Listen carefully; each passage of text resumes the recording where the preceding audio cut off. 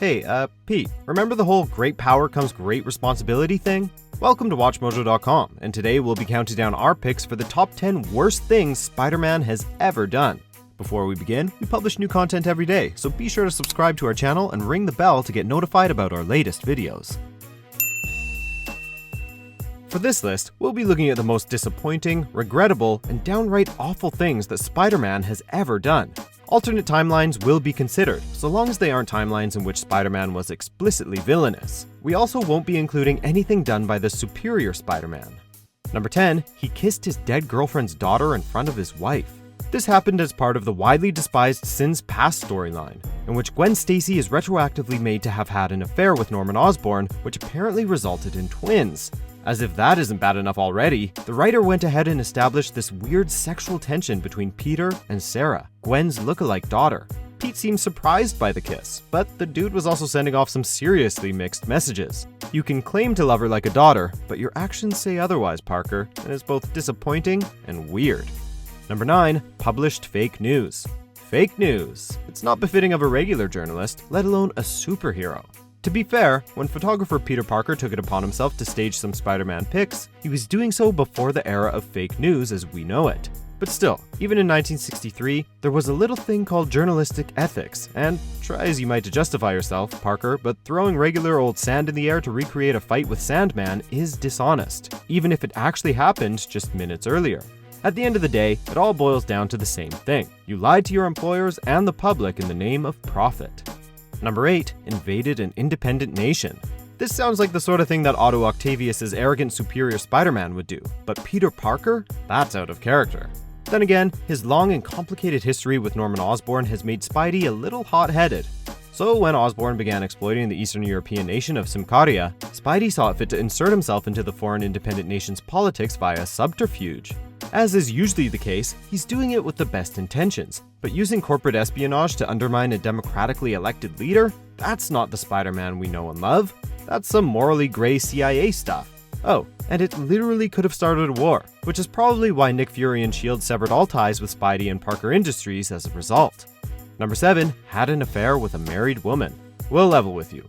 Though Spider-Man has often been written as a moral paragon in the world of comics, Parker's track record with women isn't exactly the greatest. Generally speaking, his superheroics and tendency to being scatterbrained make him a nightmare to date. But this was more than a confused kiss.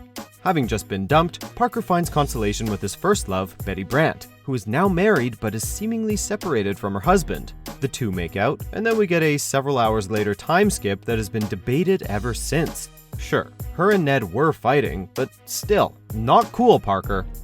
Number 6, trapped a man in a virtual world rather than mercy kill him.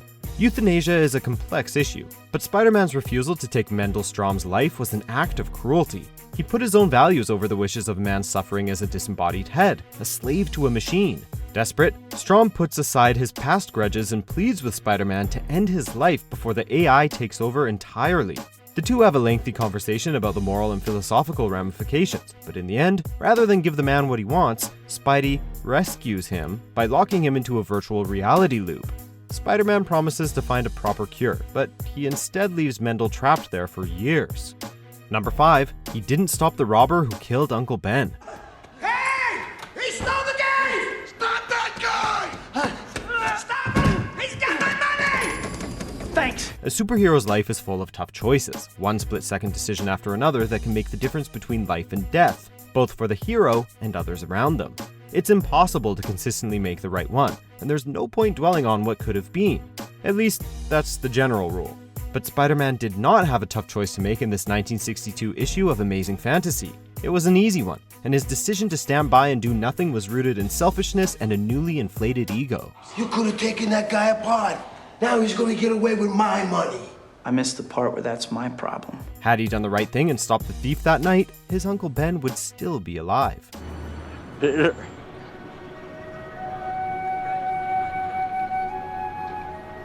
Number 4, fought Daredevil for protecting a villain. Don't let all the jokes fool you. Underneath Spider-Man's mask of good humor and charm is a fiery temper just waiting to rear its ugly head should someone close to him get hurt. So when Detective Stan Carter threatened the life of his ex-girlfriend Betty Brant as the villainous Sin Eater and also pretended to be Peter's friend, Spider-Man seemingly snapped. attacking so furiously that Daredevil had to intervene, only to find Spidey's rage turn on him. Spidey actually punches his ally out a window. Now, in hindsight, we could chalk this up to the influence of the alien suit, but ultimately, Peter let his emotions get the best of him. Number 3, full-on manslaughter. Believe it or not, Spider-Man has actually killed multiple people over the years. There is no act more shocking, however, than when he accidentally killed a woman, Charlemagne, by punching her in the face. The irony, he was actually fighting Wolverine at the time, and the reason he was tangling with Logan was to stop him from killing Charlemagne in the first place. In his exhaustion and paranoia fighting Wolverine, however, he misjudged who was behind him and wound up throwing a fatal punch to her face. Number 2, he hit Mary Jane. It's interesting how two characters can do the same horrible thing and wind up with very different results. For Hank Pym, the decision to have him hit his wife has gone on to define the character for decades. But when Peter Parker similarly struck his wife, Mary Jane, fans by and large collectively forgot about it. Maybe it's a difference in popularity between the characters, or perhaps it's because this occurred during the often criticized Clone Saga, and so readers dismissed it as bad writing. Regardless, like Hank Pym, in a moment of frustration, Peter Parker committed an act of domestic violence, and that's inexcusable. Even worse, he then ran away as Mary Jane pleaded with him to stay. Number 1, made a deal with the devil. That's not a metaphor or a poetic turn of phrase. Peter Parker made an actual deal with a literal devil, Mephisto. What sort of superhero does that? Spider-Man, apparently. In order to save his dying Aunt May, who Peter had put in harm's way when he revealed his identity during Civil War, he makes a pact with this all-powerful villain. The cost? His marriage with Mary Jane and their future together, including the child they had yet to have. But it's not just his own life that Parker changed by making this deal, he's basically rewriting history, as you can't change your own past without changing the lives of others in countless little ways.